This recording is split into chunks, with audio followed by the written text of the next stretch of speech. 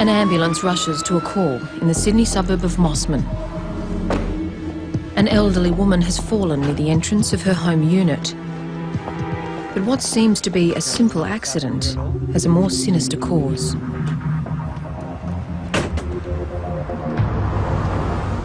There was absolute fear on the whole North Shore. You start thinking that you might have a serial killer on your hands.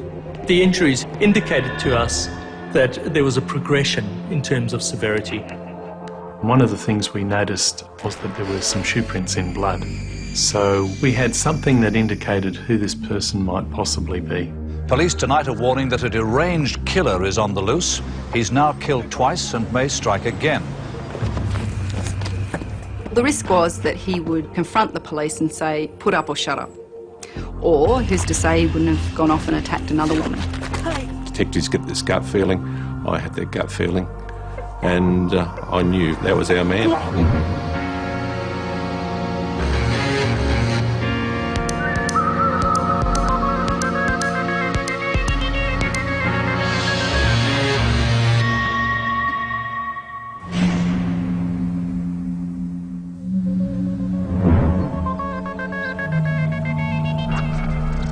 When Gwen Mitchell-Hill was found lying in a pool of blood just steps away from the safety of her front door, her neighbours immediately called for an ambulance. But Gwen's shocking injuries quickly raised suspicion. Something wasn't right. An elderly lady doesn't just trip over the doormat and cause that sort of damage. It just doesn't happen. Ma'am, can you hear me? Her bag was nearby, and we asked her friend to check whether she'd been robbed or not, and we discovered the purse was missing. When I received the phone call to go down to Mossman, the nature of the job was uncertain. It was an incident involving an old lady. Whether she'd fallen, whether she'd been attacked, we were unsure at the time. Unfortunately for us, there was no crime scene. One of the residents, in good faith, thought they were doing the right thing and actually hosed away most of the blood and any other evidence that could have been there or might have been there.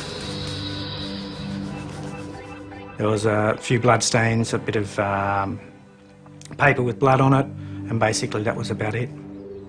We took some blood samples to make sure that they were hers, to make sure that there were no other blood samples there if there was an offender. What I was told was that this lady had been found, that her walking stick was close to the body, that she had severe head injuries, and that some money had been stolen. The 82-year-old was rushed to hospital, but died soon after. She never regained consciousness to tell the police what really happened. I was concerned. In my view, this was not typical of a fall. It really suggested to me that this could very well be a homicide. What happens with people, if they're conscious while falling over backwards, you always, as a natural instinct, turn round as you fall. What was very worrying about this case was that the injury was in the midline. And those injuries, in my view, were caused by a blow or two blows to the back of the head. There was just nothing obvious that had caused these injuries except for a blunt object with some weight behind it, imparted with some considerable force. From an investigative point of view, the two options we had was that it was a related killing or a stranger killing. After days of investigation, we were starting to form the view that this was a stranger killing. So we're looking for someone who is not connected or related to the victim, a very difficult task. Police canvassed the area looking for witnesses to the robbery. But despite the time of day and public location, no one saw anything suspicious. The chances of the killer being sighted were very high, and he was very lucky not to be sighted. For 2 months, investigators struggled to find leads. Then another attack, less than 1 kilometre from where Gwen Mitchell-Hill was murdered. The victim this time was an elderly man. The victim of this assault had a description of the attacker. We decided to release that with the endeavour of trying to locate who it was and the community to help. But just as it was made public, there was more bad news. Police tonight are warning that a deranged killer is on the loose. He's now killed twice and may strike again. Lady Winifreda Ashton played a game of bingo here at her local club yesterday afternoon. She went to her bank. Within half an hour, she was dead. She'd been bashed in the bin room of her block of units and strangled with her pantyhose. Her attacker escaped with a small amount of money. Today, her neighbours were shocked and living in fear. Well, was it Lady Ashton? Yes. The significance of this particular murder was if they were linked, we now had a major problem. When an elderly woman was found bleeding outside a block of units, she died before she could tell anyone what had happened. But her injuries and her missing purse convinced police she was the victim of a vicious robbery. 2 months later, Lady Winifreda Ashton, the widow of famous painter Sir William Ashton, was savagely beaten and strangled after being robbed of just a few dollars. We walked down a driveway, and inside the foyer area was an area where the bins were stored, and inside that room was a deceased person lying on the ground. She had her raincoat, a red raincoat, slightly pulled up over her neck, and there were some unusual elements in that her shoes were located a short distance away, so was her walking stick, and at the top of her head were a pair of stockings. There was a gas bill and a purse. Later that night, when we did examine the deceased very closely, we noticed that there was a small piece of stocking embedded into her neck. There was no doubt about it. This was a homicide, and the reason why it was a homicide was that it was a ligature strangulation, and it can only be a homicide, really. This is not the first time the killer has hit this area. 2 months ago, another elderly woman was murdered in an almost identical crime. At these flats, just a couple of blocks away from Lady Ashton's unit, Gwendolyn Mitchell Hill was bashed and left to die in her foyer. Again, all for a few dollars. The police say the similarities are chilling. There was evidence to suggest, with quite confidence, that these crimes were linked. The environment, the time of day, both ladies were over 80 years of age, both ladies had money taken out of their purse, both ladies were brutally assaulted, and only about 1 kilometre apart. While the first crime scene was cleaned up and all of the evidence washed away, this scene remained intact and undisturbed. Forensic investigators were able to find what they hoped would be their first clue. She was wearing gloves, and we found a number of grey hairs. There were two possibilities. One was that she's placed her hands above her head in an effort to ward off the attack, and that the exchange of hairs to the gloves is simply from her own head, or that during the attack she may have grabbed some hairs from the attacker. So we refer them off to the forensic laboratory, and they're looking at peculiarities, colour obviously, thickness, those sorts of things. Unfortunately, the hairs in this case, being grey, weren't particularly distinctive. They're fairly similar from person to person. DNA testing was very, very new, and you generally needed large quantities of blood or human tissue to actually carry out DNA analyses. What was clear at this second murder site was that if the killer was the one and the same, his aggression towards the victim had intensified. In our first murder, we had a degree of greed in terms of stealing from the purse. What was a little bit different in this one was that the lower half of her body was bare due to the fact that the pantyhose had been removed, and the pantyhose had been used as a weapon. So in this particular case, we were now thinking that it was not only greed and violence that was motivating the killer, but there was a degree of a sexual motivation that could be associated with it. It wasn't the crime of someone who was committing a robbery. It was a crime of someone who had a particular interest, violence, taking risks, and with some bizarre sexual tastes and probably bizarre sexual fantasies.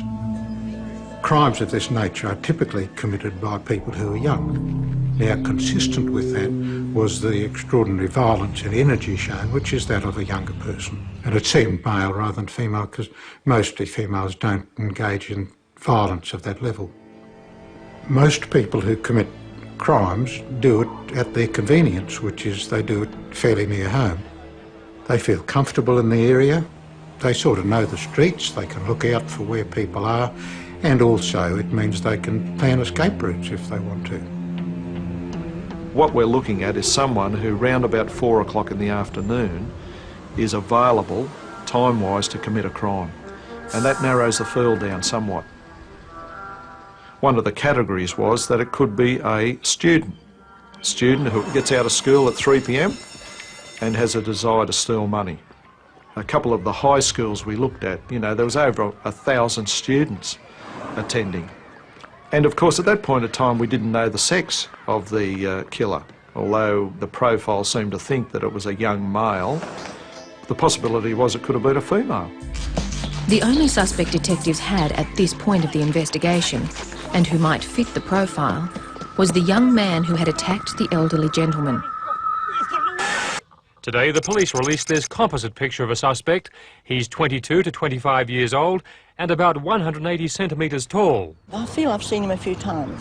Because of the hair, it was unusual. I'm a hairdresser and I notice hair.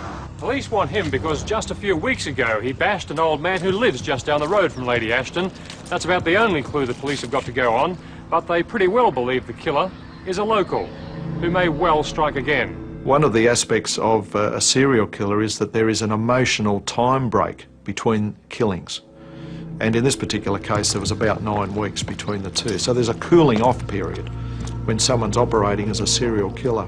Therefore, our decision-making process was if we had a serial killer on our hands that had committed 2 murders, we expected a third. The murders of 2 elderly women in the Sydney suburb of Mossman had police convinced they were dealing with a serial killer. Then a report came through of another attack. Doris Cox is a resident of the Garrison Retirement Centre off Spit Road in Mossman. On Wednesday at about 4 in the afternoon, she was walking down one of the narrow pathways inside the grounds when she was attacked. She had severe injuries to her head and to her face.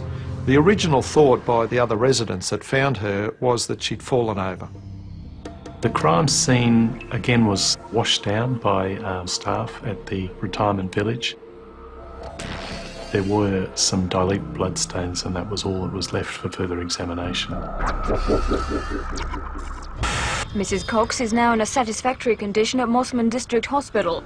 Doris. Here was someone who perhaps could tell us who the killer was or a description of the killer. But unfortunately she was a chronic dementia and she had no recollection of the assault or who committed the crime. And these things happen. I mean, this was one of those days. So we basically picked up the pieces and off we go. A canvass was conducted immediately of the area and we did discover a couple of witnesses that didn't actually see the crime, but what they did see was a person in the vicinity at the time. A young male who was riding a skateboard. And where this person was riding the skateboard was down the footpath, only a couple of metres from where the crime occurred. And it was at that time, it was round about 4 o'clock. So he became a person of interest, a real person of interest. Sydney detectives want to question a young skateboarder over the brutal assault on a woman in Mossman 3 days ago. The youth was seen in the area at the time of the attack, and police believe the sighting could be linked to the murders of 2 other elderly Mossman women earlier this year. Bearing in mind with the viciousness of these assaults, and we could not determine what was causing the wounds on the skull or on the head of these ladies, it was then thought that, well, perhaps the weapon's the skateboard. Unfortunately, the skateboard and its rider disappeared without trace, and another lead evaporated. Painstakingly, detectives followed up every piece of information they received from the public, but the killer remained a step ahead. We We've gone from March through to May and now through to October, and we're now in early November. It was a Thursday afternoon and there was a phone call. And the phone call was simply that there's another one at Lane Cove.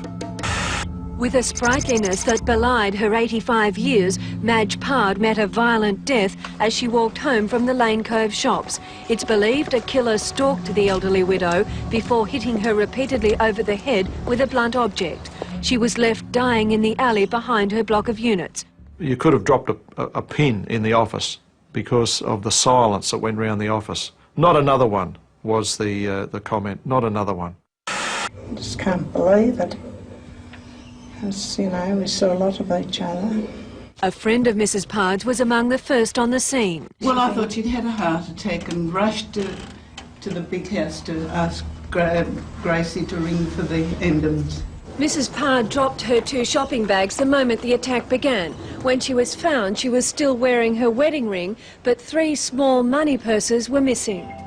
There was similarity with the victim, there was similarity with the crime scene, there was a similarity with the method. Same time of day, she'd been shopping. Everything was similar to what we had. So we now had 3 murders and 1 attempted murder. And just like the similarities in the murders, this crime scene had been cleaned up before the forensic team arrived. There's a lot of frustration because we were potentially losing evidence again. We could have found evidence that could have indicated things such as the number of times the person was hit. There might have been some shoe print evidence at that particular scene, and being washed down, again you lose that potential to recover that sort of evidence. A very extensive examination of the crime scene was made and a number of items were located. This included a pipe, some barbells and a fence post, which may have been used as a murder weapon. Even though these injuries were severe, what wasn't present was massive skull fracture. So what that would imply is that, relatively speaking, the object isn't very heavy. It would probably rule out concentrated weights like barbell weights. I don't think that these injuries were caused by a fence post. There was really nothing in these injuries to indicate that it was one weapon above any other. With strong similarities to attacks on elderly women in Mossman, police today renewed their manhunt. Teams of detectives spent the day canvassing surrounding streets. Gripped by fear, elderly people on the lower North Shore now are varying their daily routines. No, well, I'm scared to come up here and get back safe. I don't mind telling you. I am. I wouldn't walk. So we worked that night. In fact, we worked right through the night, right through Thursday night into Friday morning. And I told the team that early Friday afternoon I was going to head home for the weekend and hopefully have a day off and come back fresh. And I actually got within probably 200 or 300 metres of my home when I got an urgent call that they'd found another body. Good evening and welcome to News World. And sadly, for the second time in 24 hours, the unthinkable has happened. Another old lady has been murdered, battered to death on her own doorstep in broad daylight. Sydney has a monster on the loose who singles out the most defenceless. Now 4 elderly women are dead and 1 is still suffering. The latest killing happened here at the Wesley Gardens Retirement Centre at Belrose in Sydney's northern suburbs. At first, nursing staff thought the victim had died after a heavy fall. It was quite obvious when we arrived and had a look at this latest victim. She'd been strangled with her own pantyhose, and her purse that was near the body had been interfered with, and it looked like some money had been stolen. And here again tonight, well-meaning people who never dreamt a murder took place may have accidentally interfered with a crime scene. As happened at Lane Cove last night, the area was washed away before the police arrived.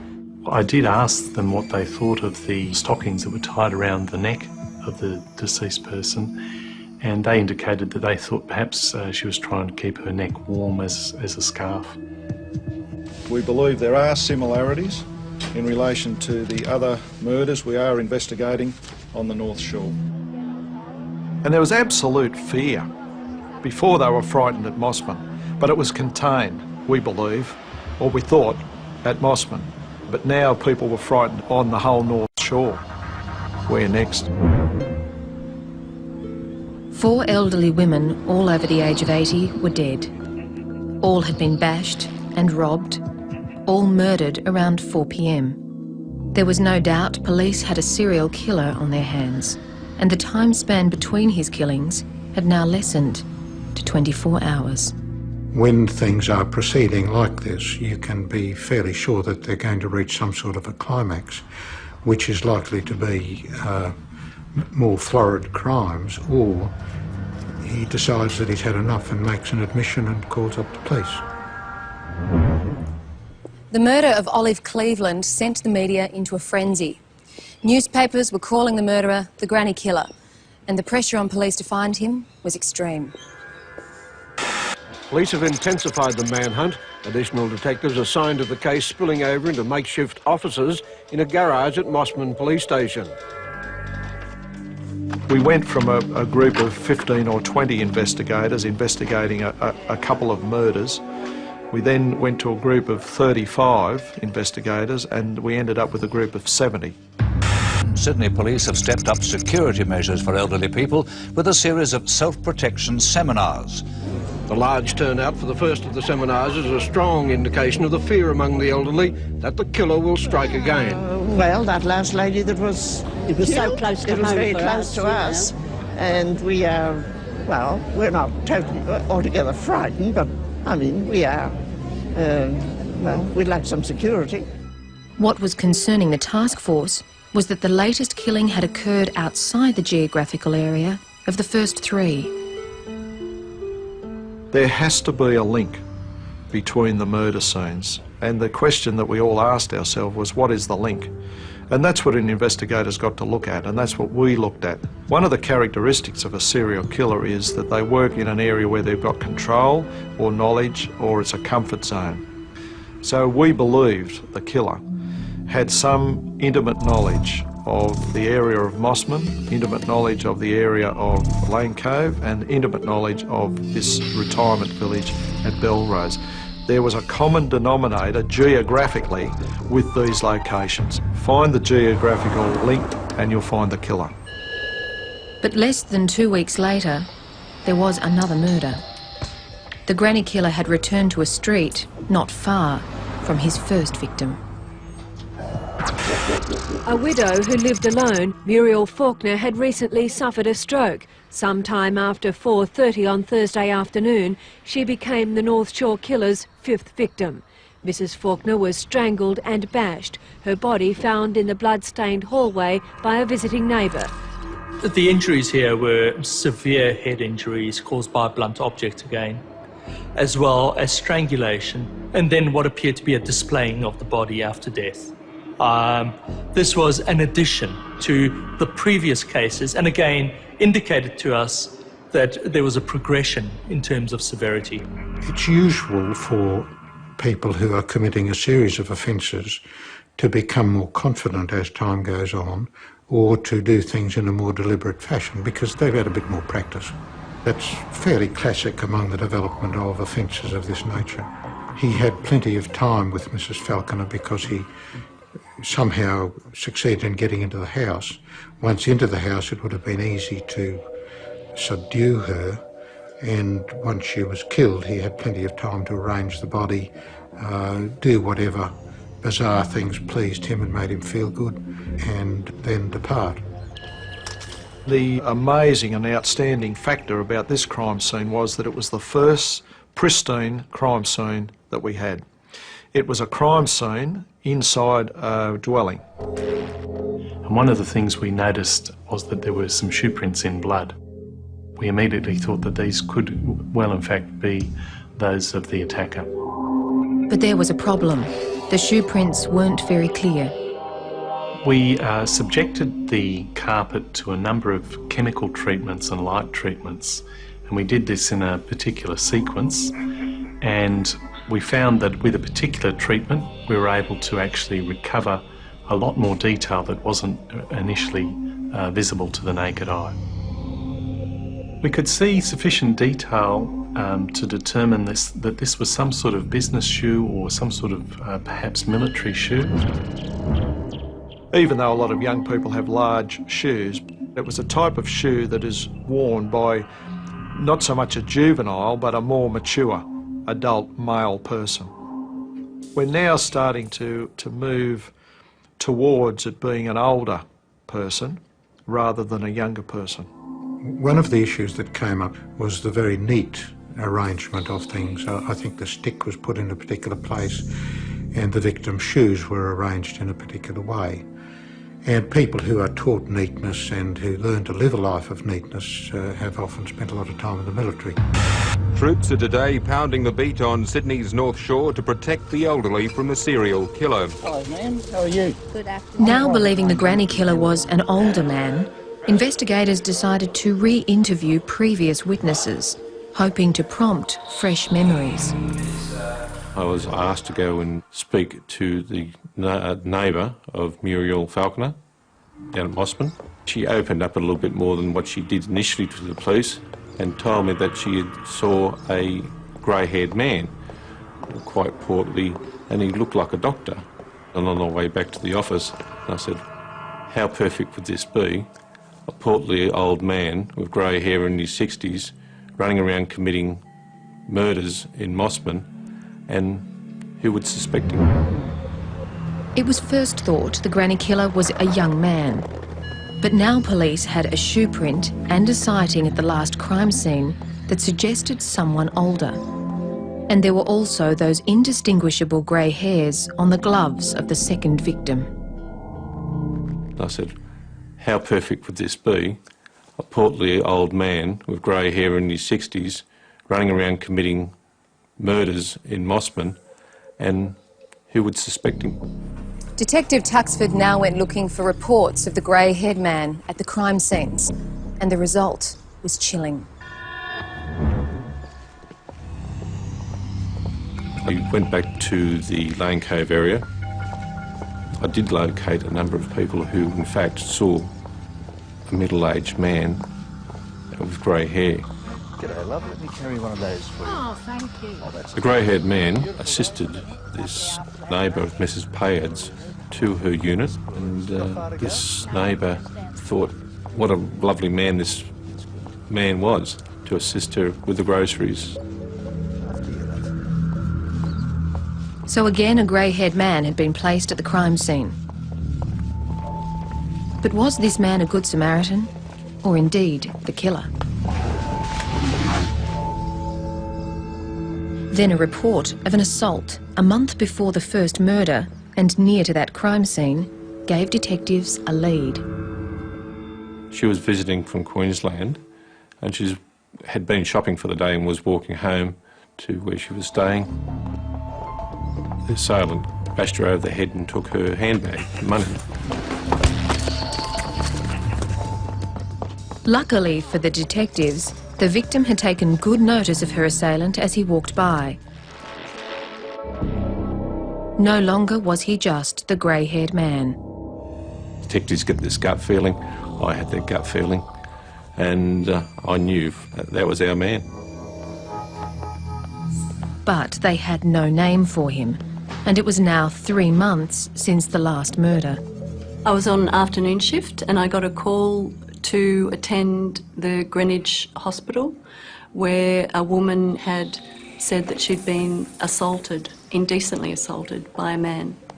And I got a description of one man who was known as the Pie Man, who had made a delivery about the time that the elderly woman had said she'd been assaulted.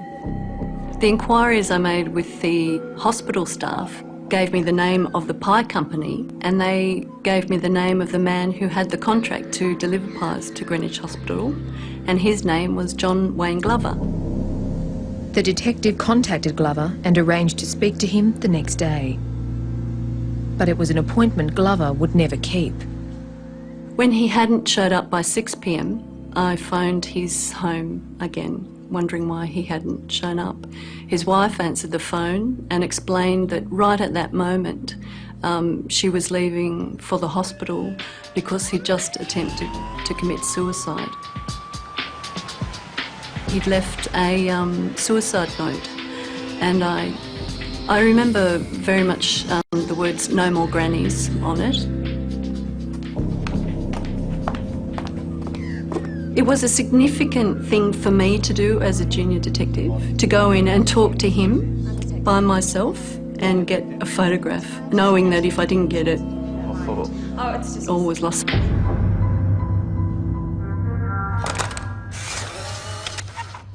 This was a tremendous breakthrough for the task force because we now had, not only did we have the sketch drawing of the 50-year-old male grey-haired suspect who had committed a lot of assaults, we now had a Polaroid photograph of another suspect who had come to light just recently. Our feeling was that we were on the way. We were on the way. As John Glover was placed under surveillance, his background was being checked. And not surprisingly, apart from his age, it matched the forensic profile perfectly, starting with a criminal record in his 20s. There was one there where there was some assault on a woman. There was one there of offence of peep and pry. He had in fact had some period of time in the army, in another country. We found out that he was a company representative and he had a company car. We found out that he normally worked of a morning and he was normally finished by 3 o'clock in the afternoon. So he has the availability of time. The other thing we learned about him was that he was linked to the crime scenes by employment. As a pie salesman, John Glover's job took him to Belrose, Lane Cove and back to his home in Mossman. It doesn't prima facie mean that he's the killer at that point of time, but it certainly gives us that sense of encouragement and direction. The pieces of the puzzle were falling together, but the detectives needed more before they could make an arrest.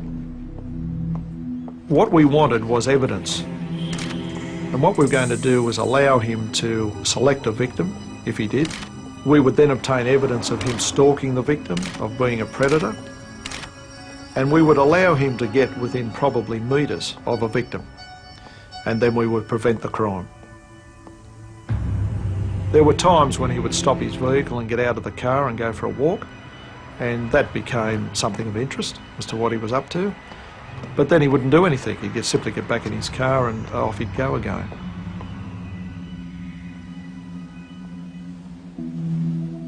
But the detectives didn't give up on Glover or the investigation. They were now targeting nursing homes and unreported sexual assaults, wondering if Glover, the pie salesman, might have dropped by. The secretary was actually looking quite knowledgeable, and she said, well, yeah, we're talking about 4 and 20 pies. And as soon as she said that, I felt really quite good about it because, yes, it was 4 and 20 pies that this man was, John Glover was representing. And she then said, would you be looking for John Glover? I thought, oh, this is just amazing. Like, she, not only does she know about, she actually knows his name, so that's a really positive identification. I said, well, yeah, as a matter of fact, we are looking at someone called John Glover. And then she just looked me square in the eye and said, that's my husband. And I was just incredulous. I said, will you tell John that I'm here today? She said, oh, no, I won't, because he was so upset last time he tried to commit suicide. And I said, oh, okay, that's fine.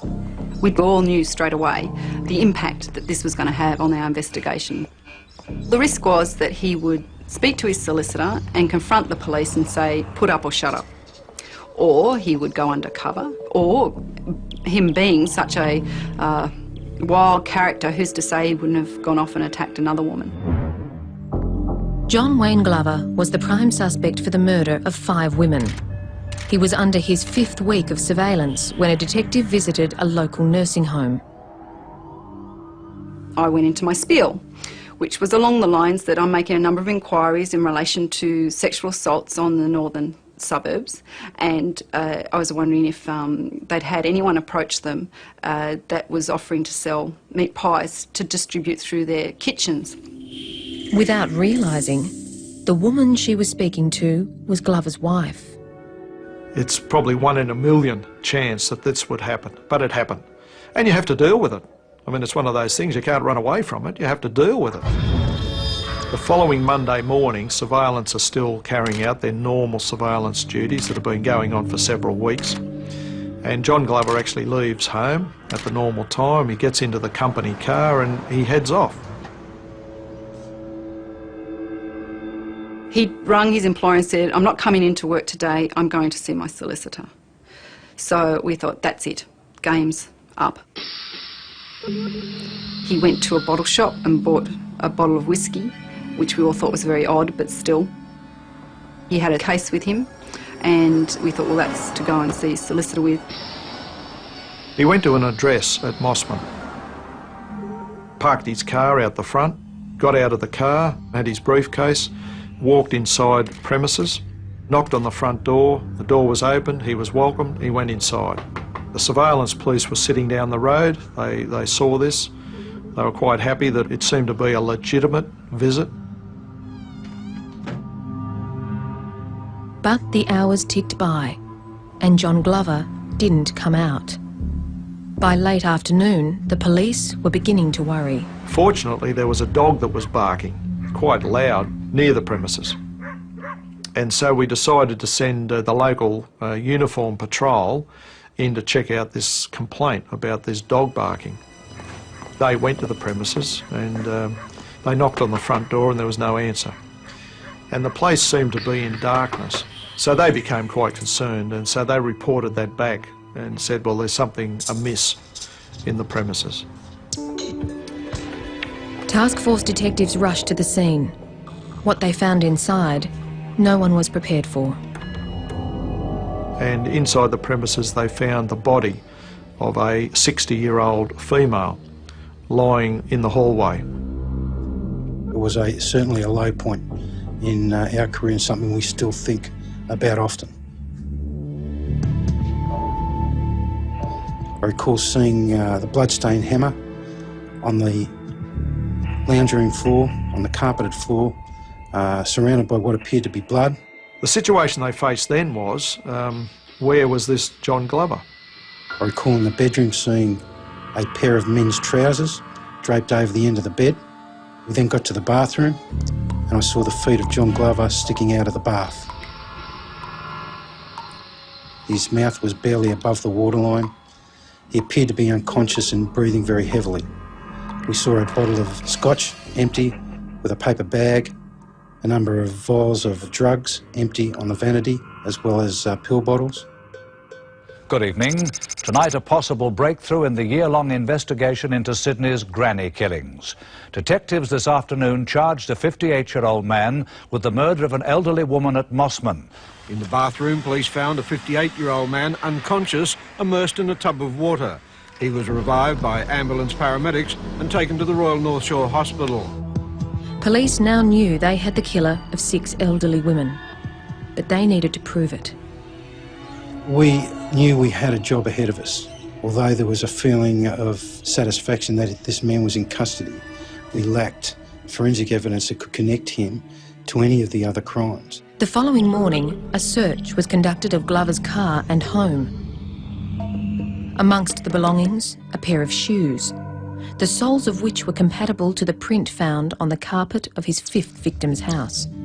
But they needed a confession. We certainly hoped that Glover would talk to us, and that following morning he was sitting up in bed, and I recall speaking to him just in a general sense about non-issues, his family and so forth. And then at one point he came out with, you've probably noticed the photographs in the paper of the women. They all bear a striking resemblance to my mother-in-law Essie. And that was significant to us because she featured in his suicide note from January.